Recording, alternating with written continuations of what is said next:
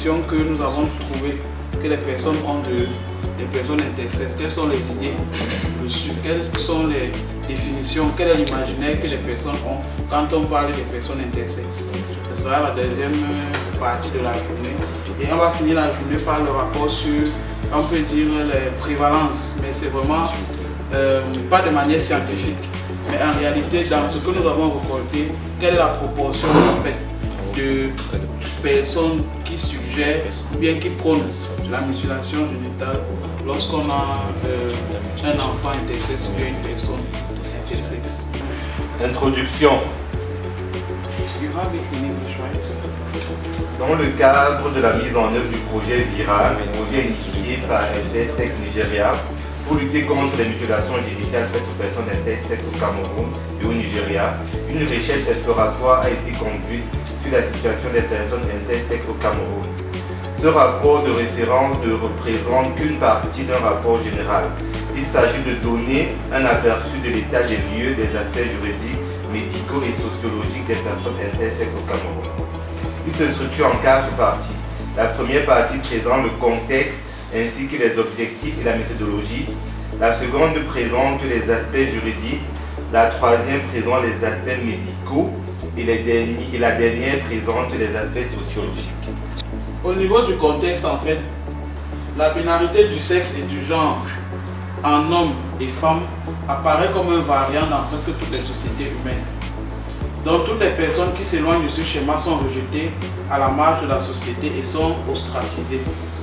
Ceux et celles qui présentent des caractéristiques sexuelles atypiques dès la naissance ou à l'adolescence sont communément mais improprement appelés hermaphrodites.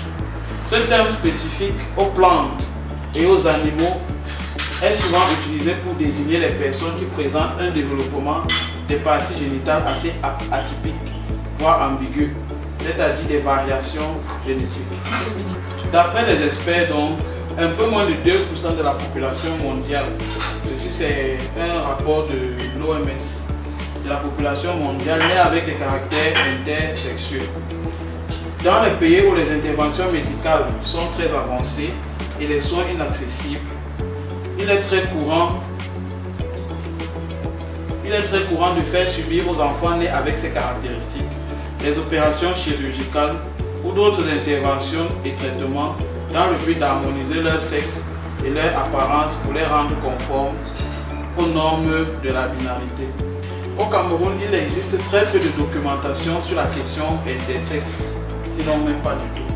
Parce que en dehors de quelques cas rapportés par les médias, sous forme de faits divers, où domine l'embarras, la violence et souvent beaucoup de douleur, il est difficile de trouver des informations sur les personnes intersexes.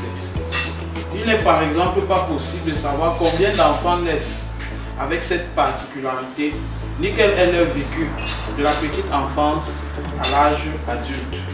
Il existe par contre de nombreux mythes et idées fausses sur ce que sont des personnes dites intersexes, ce qui rend le sujet tabou et toute recherche très difficile. C'est pour combler ce vide donc que cette recherche est menée.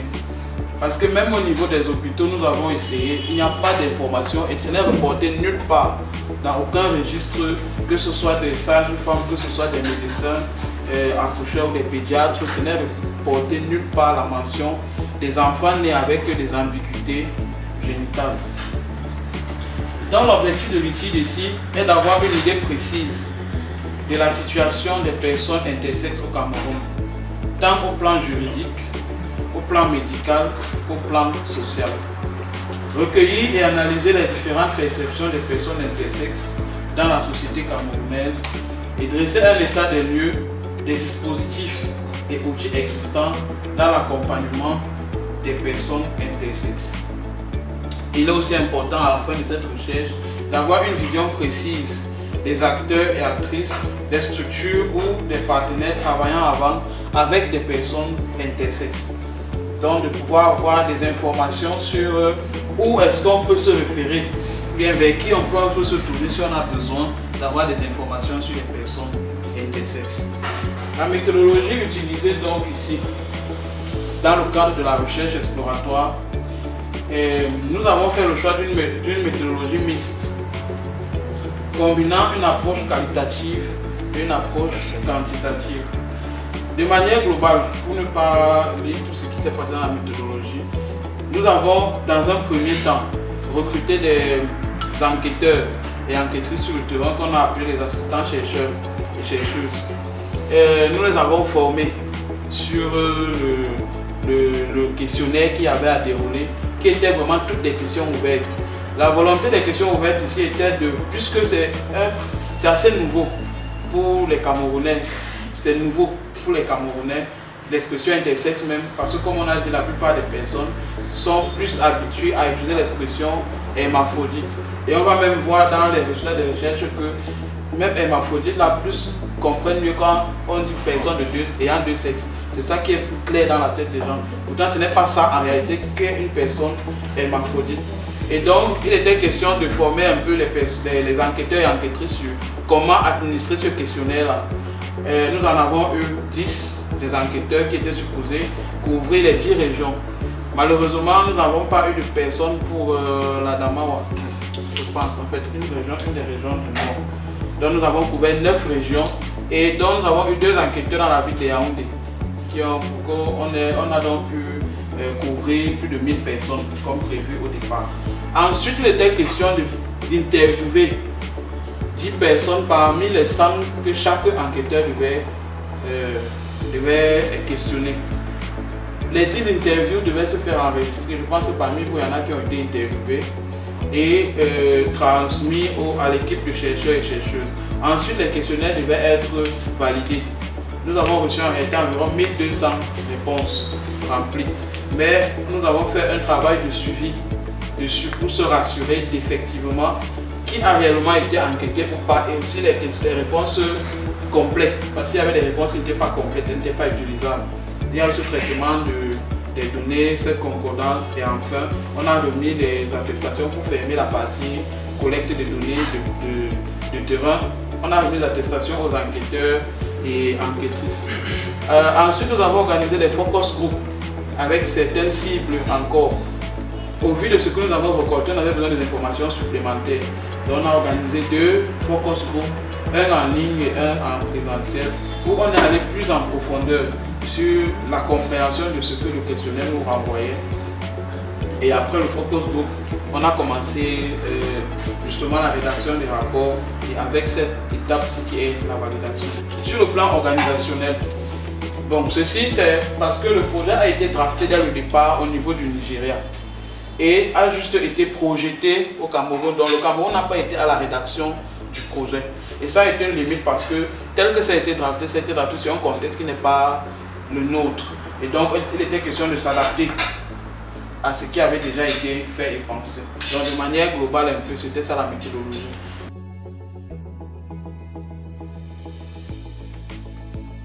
The part of allowing an intersex child to be given male or female at birth, it has consequences. So what we always advise, or we are canvassing for, is for them to have a space, because sex is different from gender now. Because if you say you give a child male, for instance, sometimes they do surgeries to fix the body as male. There are cases, not just one, not two, where the child grows up and their body starts developing as female. You are giving them, for instance, a penis, and they start developing breasts. You know, you can calculate the confusion already. Yeah. So that is why we are saying allow our body to grow up. We can decide, like the way they shared. He wants to be a male, and his body maybe is conforming to male. But when he was small, they were forcing him to be a female. So that's like the type of consequences that, and it has other medical implications in our body. But we're going to talk about more about that tomorrow.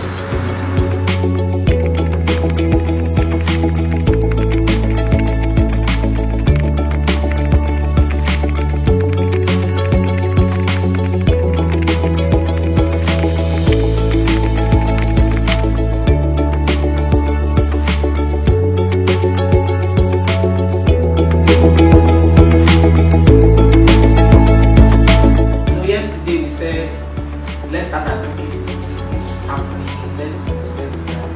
So this exercise, this document you are going to be able today, is going to show us like the roadmap or pathway to how we're going to achieve ending intercept, anytime institution. But before we get to the ending part, great visibility and recognition of intercept for maybe to 1 o'clock or 12, depending on how fast we want to. This is to 11. This to 11. So we're going to work on the first group, create the action steps and the materials and resources. So under these materials and resources here, that one is we know that for any advocacy or any action plan, we need money, we need resources. That's one. So we can write ideas of where do we think we can look out for funds for these actions that we're writing out. And resources and material, like we can now write who will be responsible.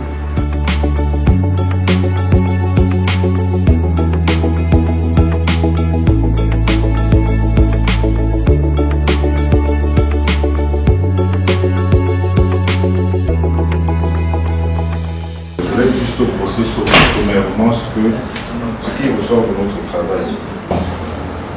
Nous avons dit qu'il faut créer une organisation qui défend les causes des personnes intersexes au Cameroun. Il faut créer des centres d'accueil pour personnes intersexes. Sur l'existence des personnes intersexes et de leur vécu dans un contexte camerounais. Comme matériel et ressources, nous avons besoin de faire de produire des vidéos, des posts et faire des interviews et témoignages. La durée pendant laquelle nous allons mettre en place les choses, c'est pendant toute la durée du projet. Et comme résultat attendu, nous avons la connaissance de l'existence des personnes intersexes et de leur réalité au Cameroun.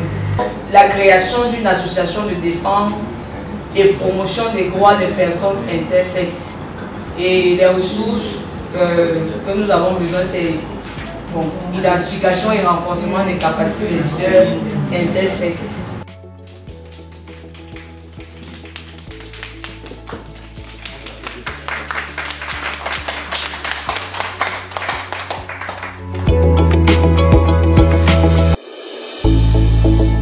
Il faut aller dans le contexte biblique.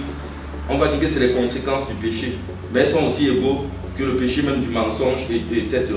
Et qu'il faut soigner le mal et non de continuer à blesser. Parce que personne de nous n'a choisi, je n'ai pas choisi d'être un homme. Je pense que ce n'est pas seulement les médecins, ce n'est pas seulement les pasteurs, mais c'est toute la société qui va vraiment s'impliquer. Et le problème fondamental qu'il y a au Cameroun, c'est l'information. Les gens n'ont pas... Il faut intégrer aussi ça dans l'éducation, dans la communication, pour que les gens puissent avoir la véritable conception de la personne intersexe. Au niveau du dernier chromosome XX, s'associe également XY et l'enfant naît avec 2 sexes. Donc ça n'a pas de cause. Et celle-là pourrait également faire allusion aux irradiations magnétiques. C'est-à-dire peut-être pendant la grossesse, la maman se serait peut-être exposée dans un service d'imagerie médicale à l'hôpital. Dans un service là où on fait beaucoup de radio, il y a eu un changement de mutation génétique, enfin les choses savantes là, ou alors une certaine consommation de produits alimentaires qui sera à l'origine, le stress et l'anxiété pendant la grossesse. Voilà les situations qui tenteraient d'expliquer. Mais jusqu'ici, on n'a pas encore un avis arrêté sur une conclusion purement scientifique qui accorde directement une cause à l'intersexualité. Les intersexes, comme là-bas, ils sont rejetés. Ces gens, ils sont rejetés vraiment. Et quand ils sont rejetés comme ça, c'est tout, même la population générale, même les familles, leur équipe. Moi, j'ai une association en Gaoundéré.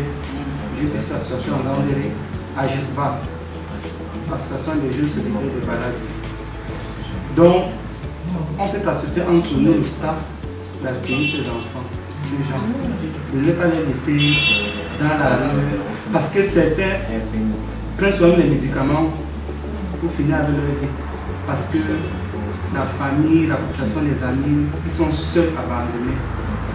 Bon, c'est même pas qu'on a les fonds, on n'a rien, avec le peu qu'on a, on les a pris, on les a assemblés, on les a embrassés. Vous n'êtes pas seuls. Vous n'êtes pas seuls. Vous n'êtes pas seuls, nous sommes avec vous. Et avec nous, on va vous aider. Pour aller même chez les autorités, là, c'était les problèmes. Parce que ne vous manque pas que vous arrivez en Gaoundéré. Moi, j'ai une force tranquille. Une force. J'en trouve partout. En Gaoundéré. Si vous arrivez en Gaoundéré, demandez que Saïd, le gars noir, là, depuis la gare voyageur, jusqu'à ma maison, même c'est un petit enfant. Donc, on a rassemblé ces gens avec le peu d'argent qu'on avait. On a loué une maison, on a fait ça pour Dropping Center. Donc, Vous avez refuge. il y a un refuge pour eux, ces enfants. Bon, on n'a pas trop avec le peu qu'on a. Les enfants là sont à l'aise à leur niveau.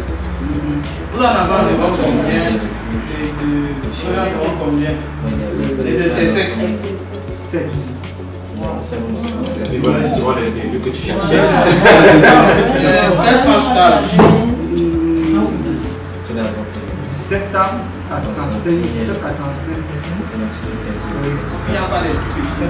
Bon, les tout petits là, il y a l'orphelinat qui les a fait. Mais vous avez dans les J'ai tout parce que je sens que vous avez l'orphelinat. Là, ce sont des personnes intéressées déclarées. Oui, oui. Le problème, c'est que c'est, comment je veux dire, c'est suivant des canevas établis qui sont déjà imposés par le ministère de la Santé.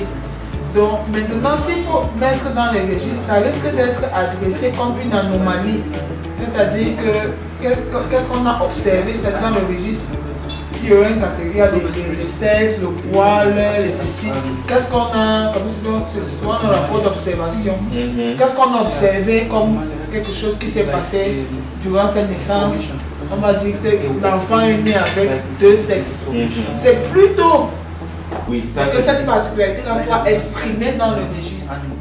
Oui, ça je comprends. Donc, je me dis, peu importe la façon, mais que dans les registres, on puisse quand même avoir cette mention-là qu'un enfant est né. La mention de la particularité de l'enfant dans le registre des naissances. Le plaidoyer sur la différence, sur le troisième genre et tout à l'heure, je dis bien. Savoir, là, c'est ça. Mais qu'au moins, même si c'est comme c'est quelque chose pas très normal, mais comme on mentionne quand même pas dans le registre. Voilà, comme une particularité. Avant, on ne mentionne même pas actuellement. Oui. Do this project with us and taking it like it's your own, which is actually your own, and taking it that way, turning on, contributing, and having so much interest in the issues of intersex persons. One thing I can say is that I know that this project will come to an end by next year, but I will always be here to support you people, to see that intersex movement in Cameroon is growing. I've already been talking with Claude about what can be done. But I know that this is just the first step. All we need is commitment. All we need is commitment. And I love the passion that I see in Cameroon. Cameroon is small in number, but the passion that I see here is overwhelming. And I want to say thank you everyone for coming, for participating throughout this process of validation and posted action plan. And I wish to see you people again soon. I'll come back. I will show them in Nigeria what you gave me. Confirm that if you was in Cameroon. Yes.